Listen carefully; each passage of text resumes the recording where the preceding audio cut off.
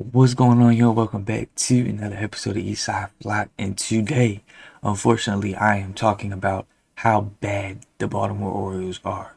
Like, they are an awful team, and we are going to look at it. We're going to look at the numbers. We're going to look at the facts, because no matter what Elias tries to say, no matter what all of these people in the upper, operations of this organization say, this team sucks. These players suck. The manager sucks. It is a terrible team, and they need to absolutely rebuild. And in a sense of literally, I would say clean house on every level. Every level needs to be cleaned out, because let's look at these numbers. Let's dive into it. Let's understand where I'm coming from. I think the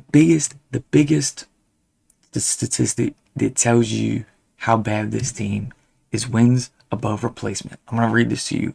It says, wins above replacement for position players is a single number that represents the number of wins the player added to the team above what a replacement player, think about AAA, would add.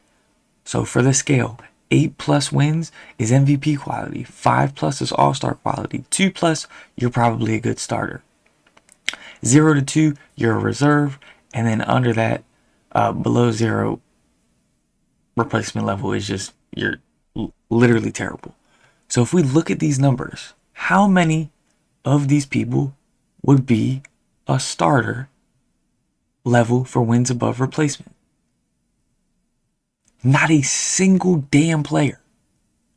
How do you have a team that has 0 players that are within the starter range for wins above replacement? Like, what the fuck? I have never seen this in my the fact that I'm at a loss for words tells you how crazy this is. This is literally, everybody is playing so bad that you could just plug in any player and they basically do the same. And this is what I really want to point out. This player right here, Kobe Mayo. Let's highlight all of these numbers. Let's look at it. Let's go through Kobe Mayo. His WAR is negative 0.7, meaning that it would be better to not have him in the game because of how many times he's cost us. I have seen it firsthand. He is an awful player. Why he still gets a chance, I do not know. And if you are a Kobe Mayo fan, you do not know ball. This guy has played 29 games and is hitting 165. Not to mention the fielding errors, the mental mistakes, the inability to do anything for the team. And it's proven right here. Negative 0.7 WAR. Put anybody else in there and they do better. Why is he still on the team? As an organization, you should be saying, this guy sucks. Let's trade him away while he still has potential. Let's get rid of him. We should have kept Stowers. And I said that. He has become a star on the Marlins. And he puts belt to ass. I guarantee the Orioles lose 2 of 3 to Miami. Like,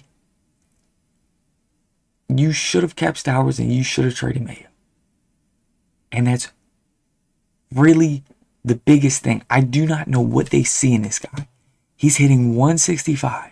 The only thing that gives him a little bit of leeway is he does have 12 RBIs. And when you look at the RBIs, not a lot of people are getting it done. Jeremiah Jackson is the only other guy that is getting it done offensively. So, okay, cool, he has 12. It's insane to look at these guys and look at just how bad they are. I mean, it is on every level. Tavares also has 18 RBIs. So he's getting it done. But you look at the WAR, you look at wins above replacement, and you look at how bad it is. Not even Taylor Ward. Taylor Ward's the highest. He wouldn't even be in the starter range. Because look, it says 2 plus as a starter. So we have basically all backups playing the field. How is a team, how is an organization, do you look at this and not go, man, we need to fix something? We really do. It is insane. It is insane. This team is just struggling. It is It is insane how badly they are struggling. And I think it's because they're not taking accountability. Like, let's be real. You see our manager, Mr. Craig. You get a last name when you start to coach well. Go out there and look like this every goddamn game. We need somebody that's going to light a fire under these people. That's going to say, go out there and I need you to play the best that you can play right now. You have been doing awful, yet you got all this potential. Where's the potential? You need to be bringing the potential out of these players. The fact that year after year we have all this talent, and I don't believe that. I think a lot of these guys are busts. And I think that Gunnar Henderson is really showing his true colors right now, hitting 208. So I think a lot of these guys were playing better than they were and are not actually stars. And unfortunately, that sometimes happens. So get rid of them. Make your team better. Put them in a place where they can go succeed. I hate to say it, Adley Rutschman is having kind of a bounce back year, but defensively, this is what's bringing his WAR to a .9. Defensively, he has struggled. But with that being said, it's insane that not a single person, not anybody, not even the guy that you paid $150 million for, is even close to being a starter. Pete Alonso has been the biggest disappointment. He's been the worst signing. The Mets, he's one of those guys where they said they got him for the locker room, right? This is what I heard. Oh, he's got the potential. We can get him for the locker room. He has not played well. He's been awful. Look at those stats. You look at he's played 35 games. He's hitting .215 and only has 15 RBIs with 6 home runs. That's ridiculous. We don't have a guy right now with more than 10 home runs. They hit double digits. Gunner's the closest. But you look at these on-base percentage. On-base percentage, horrible. Nobody's getting on. Taylor Ward's pretty much the only guy. You've nobody slugging. And you have OPS numbers that are really low. And you're wondering why the team's struggling. Then you look at the pitching side. Oh my God, these ERAs. 4.99. It just... Oh my God. All of these ERAs are atrocious. 6.1, 5.4, 4.7, 5.0, and 4.99. So you can't pitch. You can't hit. What can you do? Legitimately. You had an easy schedule to start and you can't even beat the bad teams. So why is it like this?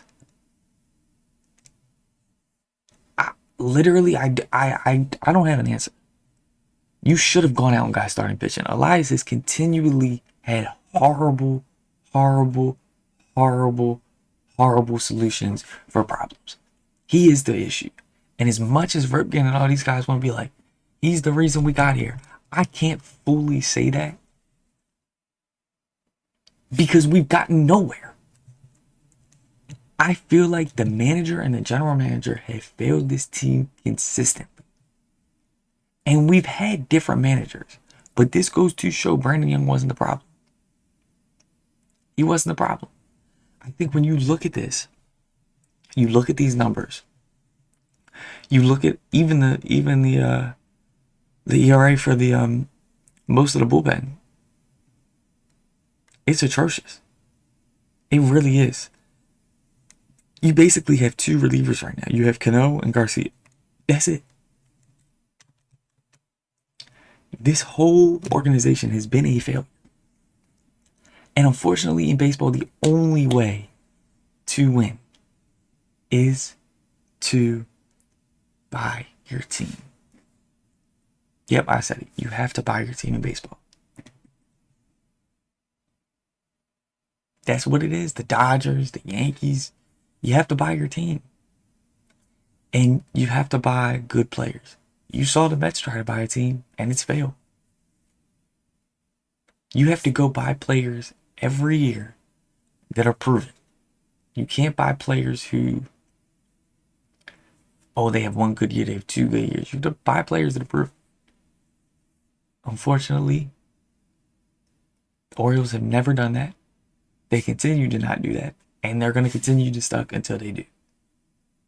Let me know what you think in the comments below. Thank you for watching. Hit that like button if you did enjoy.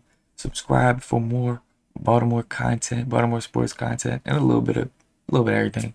Let me know what you think could turn this team around. If anything could turn this team around. Do you think it is a manager problem? Do you think it's a general manager problem? Let me know your thoughts in the comments below. Have a blessed evening, day, night, whatever it is for you. Hopefully we will see you in the next one. Peace.